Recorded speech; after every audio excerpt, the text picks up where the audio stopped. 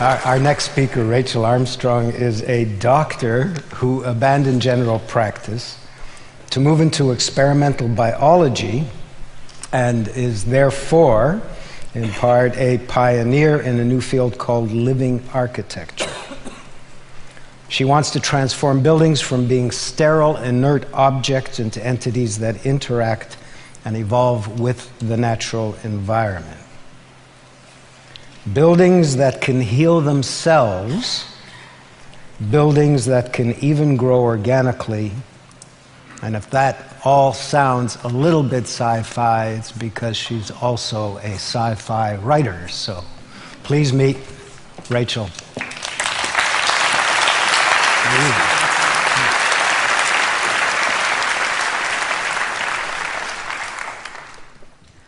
So I want you to imagine what it might be like if you're standing in the middle of a city and you are as invigorated by your surroundings as you might currently feel if you were standing in a park or a garden. Or perhaps imagine how healthy you might feel if our buildings performed the same kind of work as our plants did. For example, take carbon dioxide and trap sunlight in it and turn it into products that were useful to us and nurtured us. Or perhaps just imagine an urban landscape where all the forms that you see are as rich and as varied as we find in nature. I know I write science fiction novels, but this is a reality, and I believe that this is possible. And in fact, I've actually moved from writing about these kinds of visions to actually doing them and building them. And this requires, though, us to have a completely different relationship and a fundamental understanding of our technology and nature. Because currently, we see them as being two completely different things. In fact, we're experiencing a toxic relationship. We have technology on one hand, we have nature on the other hand, and the two aren't talking. And quite frankly, that's killing us. So what I'm interested in doing, and what I'm driven to do, is to find a way of creating a meaningful and engaged dialogue between our technology and nature, and getting something that's akin to a support system, a survival system, a city that helps us survive the 21st century and beyond. Now again, that may sound like science fiction, but in fact, I've called upon deeper powers, the powers that are here within the earth to help me resolve this seeming conflict. And that is the terrestrial chemistry and physics that gave rise to life, vitality, transformation, the ability of stuff here to do things without humans telling it what to do. We've had such an arrogance in the 19th and 20th century in particular, where we think we know best and we beat our nature into submission. We not only beat nature, but we beat all materials into submission. And we're then surprised that we have a toxic chemical relationship with our technology. Well, the doctor in me wants to transform that. And I think this is possible because we overlook so much that's here on Earth and is available to us. Yesterday, we heard from Sylvia Earle that 2/3 of the planet is pretty much unexplored for us. Well, I'll reveal another dimension, and that is the terrestrial chemistry that we think we know that's actually underneath our noses is also incredibly unexplored. And essentially what I'm doing is I'm finding a chemical language to start this dialogue, to kickstart a transformative process whereby our technology and nature are working together. And nature already has a language. It's called a metabolism. It's a big word, I know, but essentially it's about turning one group of substances into another, using or producing energy in order to create a state of transformation. Now, all living systems do that. But in our ultimate wisdom, when we made our technology, We didn't bother putting in this cyclical survival process in our technology.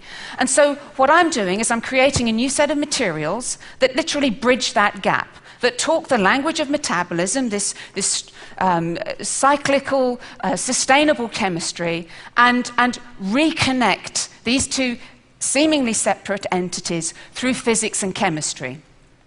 And it's real. So what I'm going to do is I'm going to show you some of the chemistry that I'm working with, and I would like you to just think about what it is that you're seeing, because essentially this is a system called a protocell. Proto mean before, cell, as we all know, these little tiny entities that form our bodies, that shape the living world. Now, what's extraordinary about this system is that it's just an oil droplet in some water. There's a little bit of alkali in the water, and that causes a destabilization of the outside of the protocell itself. So what you're seeing is something that is actually not technically alive because it doesn't have any DNA. It does not have the information processing system that our biology has, which we say that is the driver of identity, the driver of intention, within all living processes on the planet.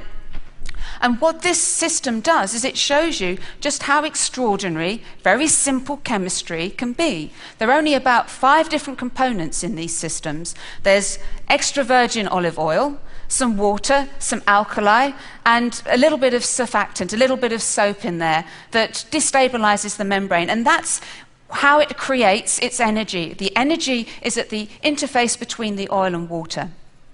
So what you're seeing is something called a living technology.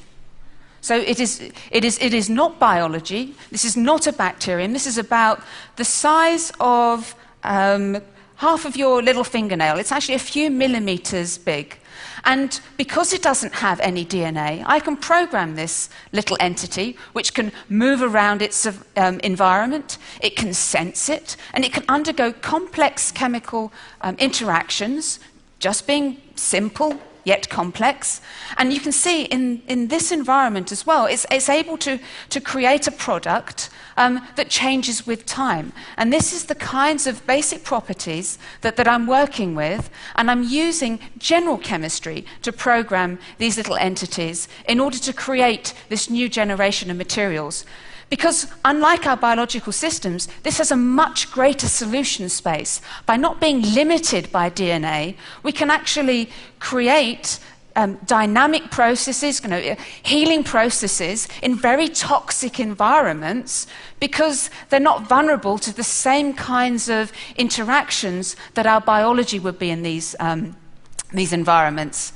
And so what's really curious about these little things are that they're very sociable. They actually like each other. Remember, this is just oil and water and a little bit of chemistry in there.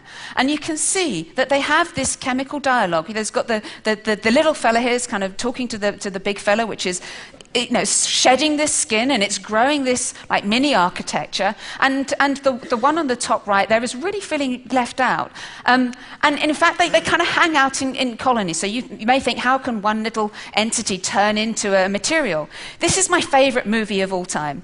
I'm going to show you. Draw your attention to this little group here. Here's the home team, here's the away team, and the away team are coming to check out what's happening at the home team. This is something that has actually never been seen before. I just want to see you concentrate on what happens next.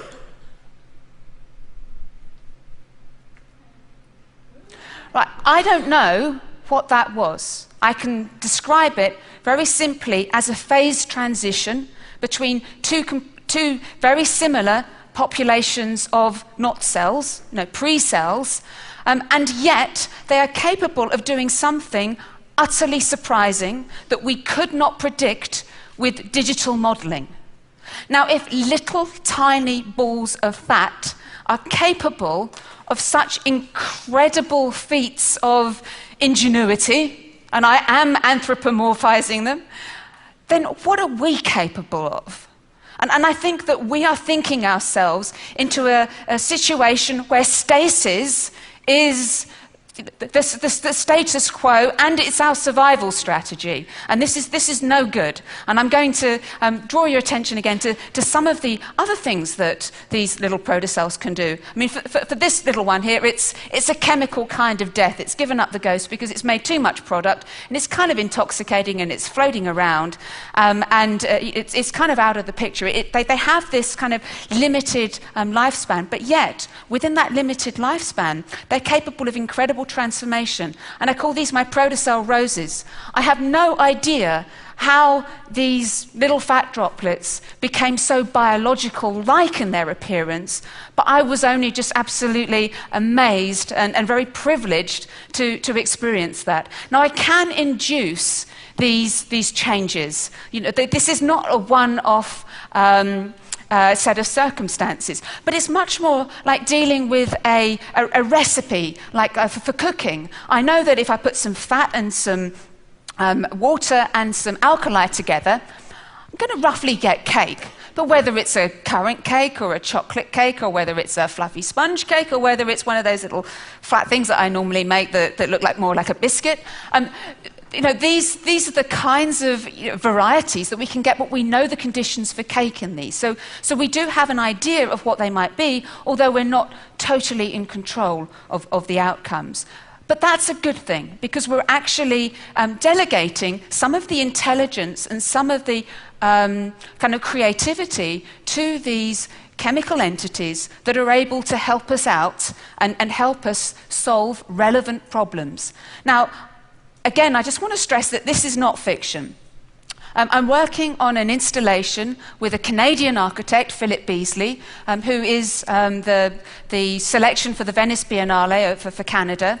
And we're actually introducing these materials into his incredible architecture. It's an installation that uses the latest in digital technology and cybernetics and creates a responsive framework that can sense the environment. It senses airflow. It responds to dust in the atmosphere and creates these showers, and it can sense you. It's got little digital sensors. So components within this framework actually lick you and sniff at you as you walk around it. So within this incredibly shivering, quivering landscape, I've situated my new sets of materials in little flasks, and they can do some interesting things. So, for example, this one is a bit like an embryo. It changes from a soft thing to a hard thing through different phases with time. I put it there because I just think it undergoes this very rich kind of fire-like transition, which reminds me of volcanoes. This is one that can fix carbon dioxide from the atmosphere and turn it into little pearls, which are building blocks for construction. This one is a set of membranes that can grow beyond their containers towards food sources. And essentially the provocation then is that these living materials start to colonize a technological framework.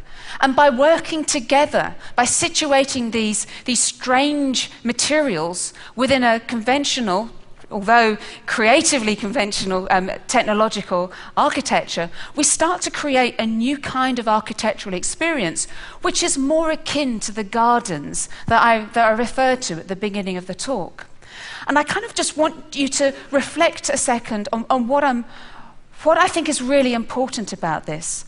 I think it is really important for us to totally transform the way that we think. I don't mean incremental changes towards the same assumed goalpost, because no matter how well-intentioned we are, no matter how vigorous we are in our intentions, we're going to reach the same conclusion. And I personally would like to prove Margaret Atwood wrong. We are not doomed. We can do this, but we must think qualitatively differently about what it is that we're doing. And when we do that, when we embrace transformation and transgression and all these things that are available to us on the planet if we look for them and if our minds are open to them, then we get new science, we get new technology, we get business opportunities that have been unimaginable before. We work symbiotically, we work together using what we've got. We don't need to invent lots of new stuff. We work with what we've got, but we do it in a very intelligent, engaged way. And I think that not only will we survive the 21st century, but we're going to leave it in a much better condition than the way we found it. Thank you.